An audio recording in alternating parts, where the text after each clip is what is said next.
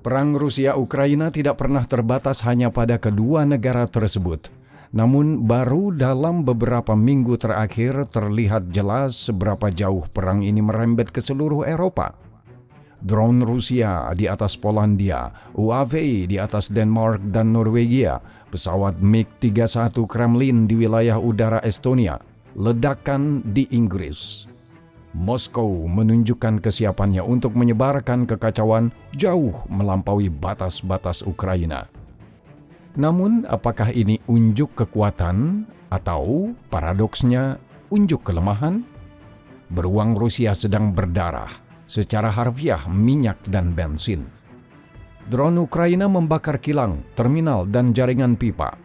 Krisis bahan bakar menghantam kehidupan sehari-hari jutaan rakyat Rusia, sementara Kremlin terpaksa menaikkan pajak dan secara terbuka mengakui bahwa anggaran 2026 sebenarnya adalah anggaran perang.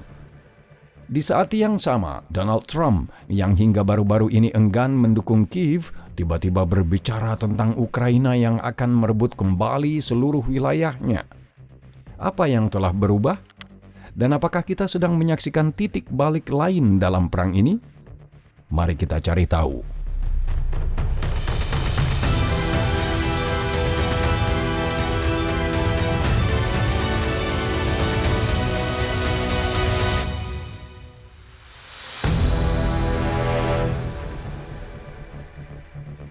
Dalam beberapa minggu terakhir, kita telah menyaksikan peningkatan serangan hibrida Rusia yang stabil terhadap negara-negara NATO. Serangan-serangan ini tidak dimulai kemarin, tetapi sejak pesawat tanpa awak Rusia memasuki wilayah Polandia, tempo serangan jelas meningkat. Mari kita telusuri kronologis kejadiannya. Titik awalnya, pagi hari tanggal 10 September, ketika sekitar 2 lusin UAV Rusia melanggar wilayah udara Polandia. Serangan ini disengaja menggunakan drone yang dilengkapi tangki bahan bakar yang diperpanjang. Tujuannya jelas, menguji kesiapan NATO, mengukur kesediaannya untuk merespons secara tegas, dan memaksa aliansi untuk menggunakan rudal pencegat yang mahal. Satu rumah hancur, kemungkinan besar akibat puing-puing dari pencegatan rudal. Polandia menerapkan pasal 4 perjanjian NATO dan sebagai tanggapannya, aliansi meluncurkan operasi Eastern Sentry yang mengerahkan kembali beberapa jet tempur dan satu fregat ke wilayah tersebut. Seminggu kemudian, provokasi berikutnya terjadi. Pada 19 September, 2 MiG-31 Rusia yang terbang tanpa transponder atau rencana penerbangan yang diajukan melanggar wilayah udara Estonia selama 12 menit penuh. Mereka dicegat oleh F-35 Italia. Tallinn juga menerapkan pasal 4. Pada hari yang sama, pesawat Rusia, kemungkinan pesawat yang sama, menerbangkan anjungan minyak Petrobaltik Polandia, melanggar zona aman yang ditentukan di dalam wilayah ekonomi eksklusif Polandia dan menandakan kerentanannya terhadap serangan Rusia. Hanya 3 hari kemudian, pada 22 September, bandara-bandara di Copenhagen dan Oslo lumpuh akibat kemunculan drone Rusia di atas kepala. Hal ini ternyata hanyalah awal dari kampanye hibrida yang lebih luas melawan Denmark. Pada hari-hari berikutnya, drone kembali muncul di atas bandara dan pangkalan militer di Aalborg, Holstebro, Billund, Esbjerg, Skidstrup, Sonderborg, dan sekali lagi di Copenhagen.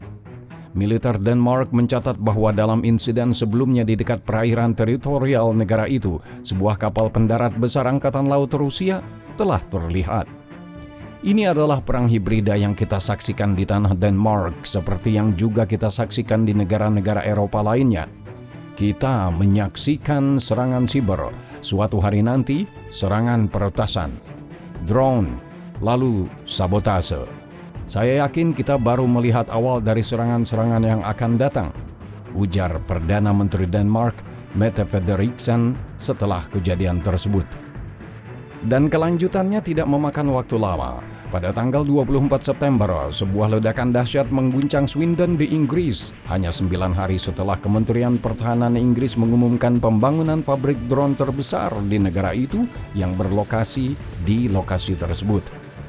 Tak diragukan lagi, semua insiden ini memiliki satu kesamaan: Federasi Rusia.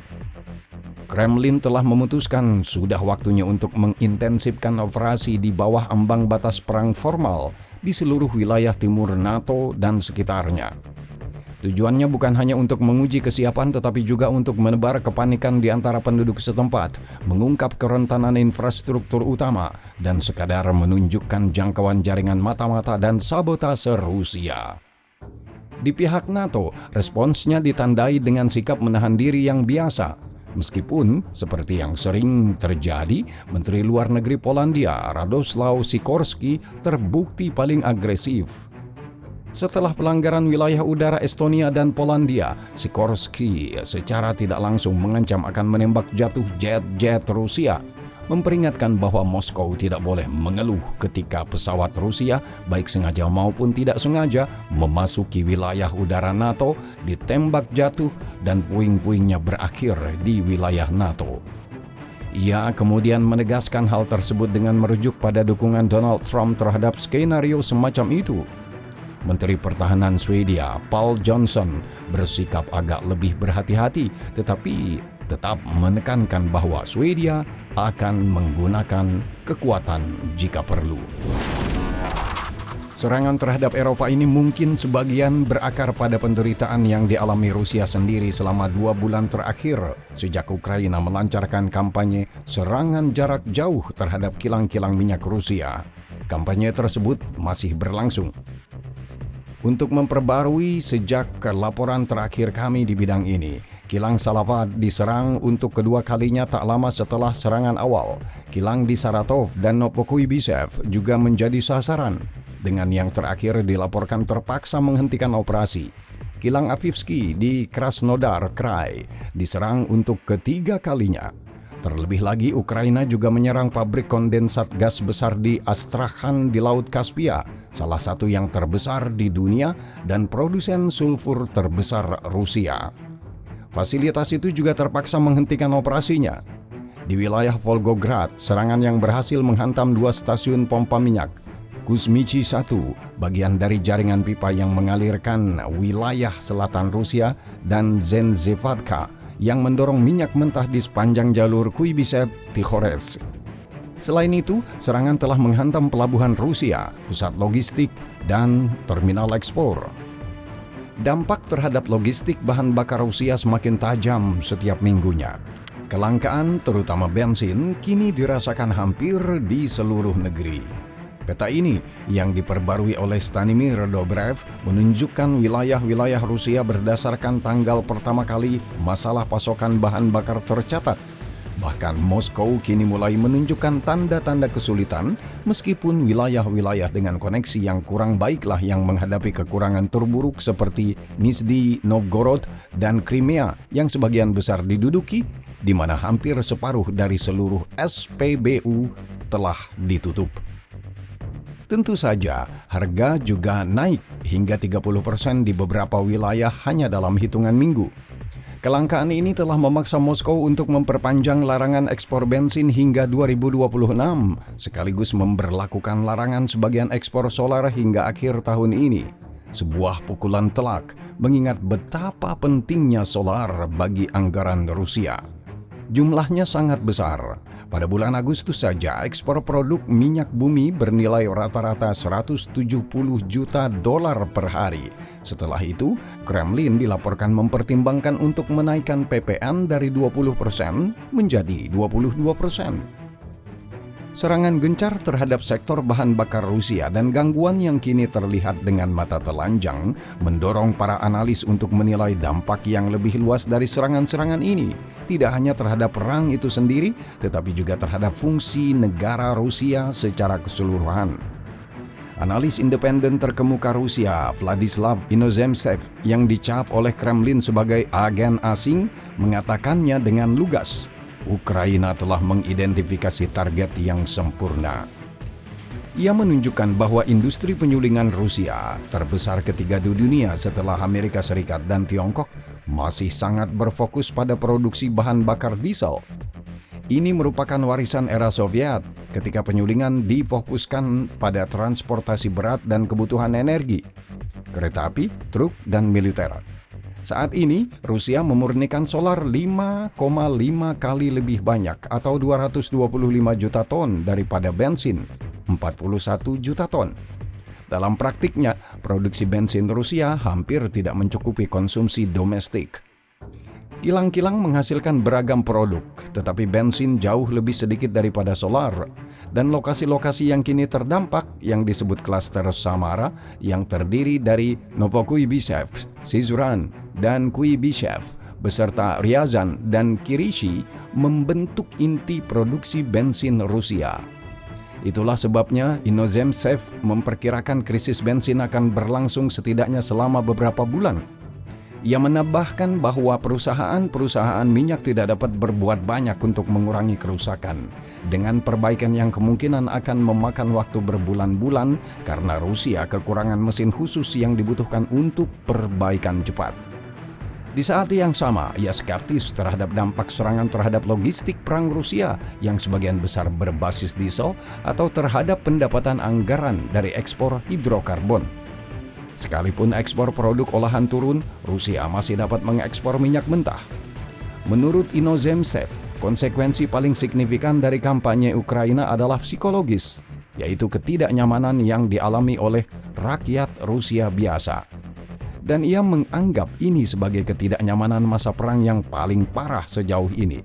Lebih besar daripada inflasi, masalah internet dan komunikasi, atau gangguan perjalanan udara. Singkatnya, Inozemtsev meredam narasi pro-Ukraina yang lebih optimis. Namun, analisisnya mengasumsikan bahwa Kiev pada akhirnya akan memperlambat serangannya seperti yang terjadi tahun lalu. Namun untuk saat ini, belum ada tanda-tanda kampanye ini akan berakhir. Sebaliknya, Ukraina sedang mendiversifikasi targetnya. Selain kilang, Ukraina kini telah menyerang terminal ekspor di Ust-Luga, Primorsk, dan yang terbaru, Novorossiysk, fasilitas yang mungkin terbukti lebih krusial dalam hal pendapatan anggaran. Berbeda dengan penilaian Inozemtsev yang berhati-hati, Kepala Staf Umum Ukraina, Oleksandr Syrskyi, menegaskan bahwa krisis bahan bakar di Rusia telah berdampak langsung pada logistik militernya. Menurut Komandan tertinggi Ukraina, dalam waktu kurang dari 2 bulan, Kiev telah berhasil menyerang 85 target penting di Rusia. Selain kilang minyak, target tersebut mencakup pabrik senjata, pangkalan militer, dan lapangan terbang. Baru-baru ini Ukraina menyerang pangkalan Molkino di Krasnodar, menghancurkan sistem rudal Iskander dan sistem pertahanan udara Pansir S-1. 2 pesawat angkut An-26 juga hancur dalam gelombang serangan baru-baru ini. Para mil blogger Rusia di sisi lain jauh lebih tidak terkendali. Beberapa melihat konspirasi di mana-mana, mengklaim bahwa pemilik kilang sebenarnya menyambut baik serangan tersebut karena dapat menaikkan harga dan meningkatkan kekayaan mereka.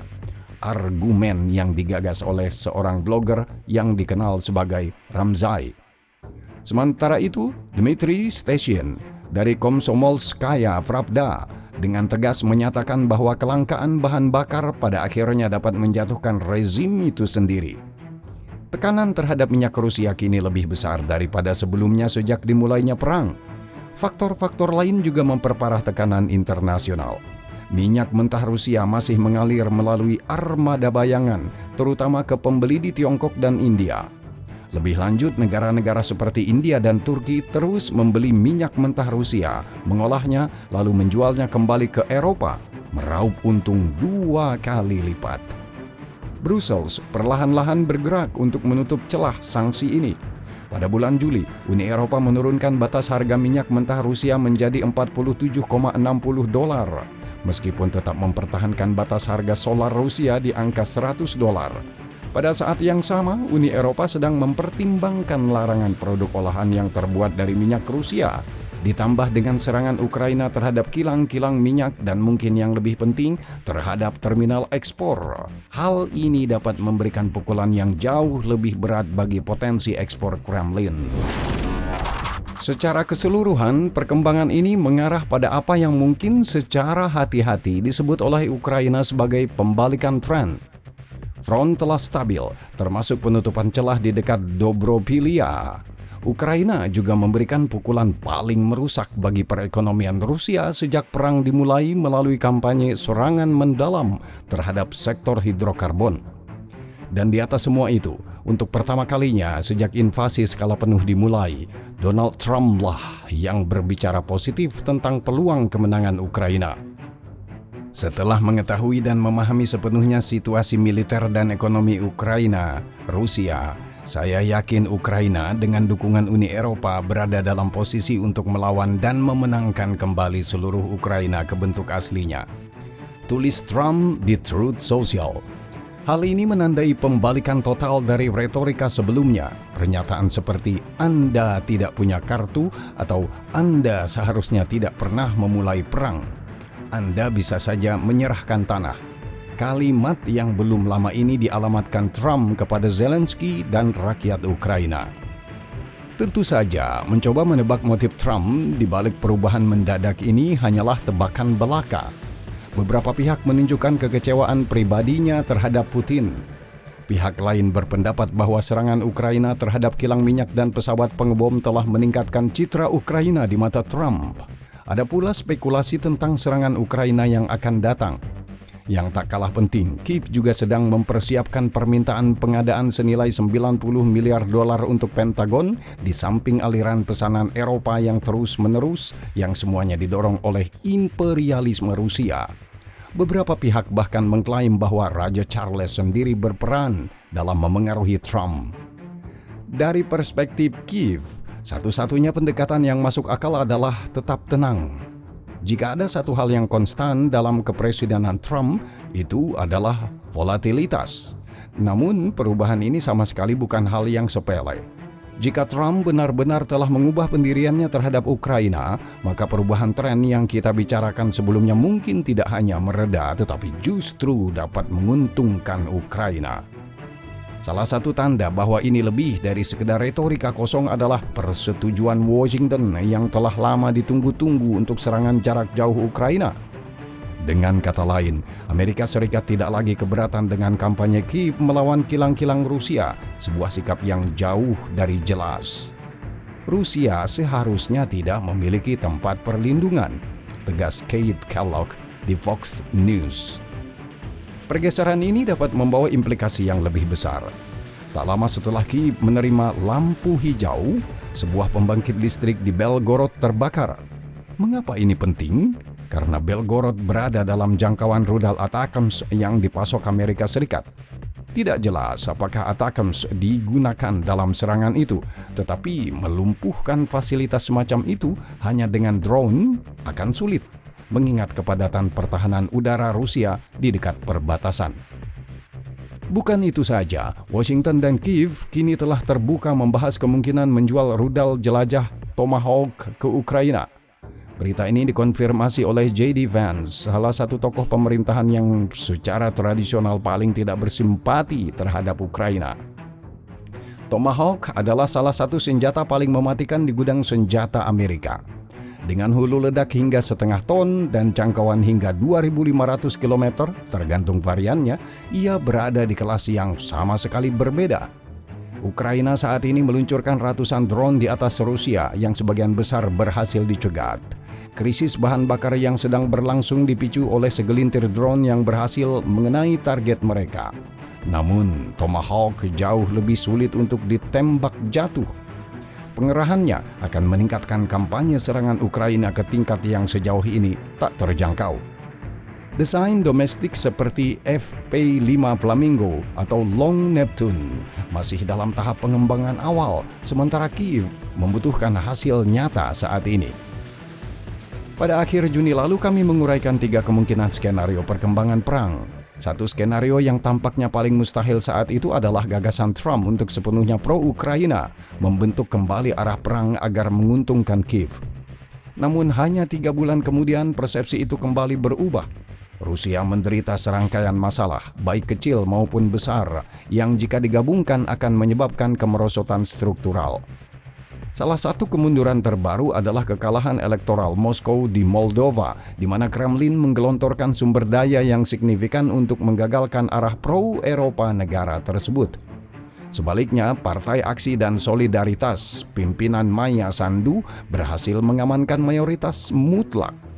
Mungkin justru rasa rentan inilah yang mendorong Moskow untuk melakukan langkah-langkah preemptif dan serangan hibrida seperti insiden baru-baru ini di Polandia, Estonia, Denmark, dan Norwegia. Federasi Rusia terus melaju dengan momentum yang kuat, tetapi rangka kereta yang berkarat hanya menyembunyikan kerusakan yang lebih dalam pada mesinnya. Hingga saat ini, sang juru alih rel, Donald Trump, telah menyaksikan dengan semacam ketidakpedulian. Bahkan ketika kereta yang lepas kendali itu menghancurkan semua yang ada di jalurnya. Mungkin baru sekarang ia siap untuk menarik tuas, menggelincirkannya sepenuhnya.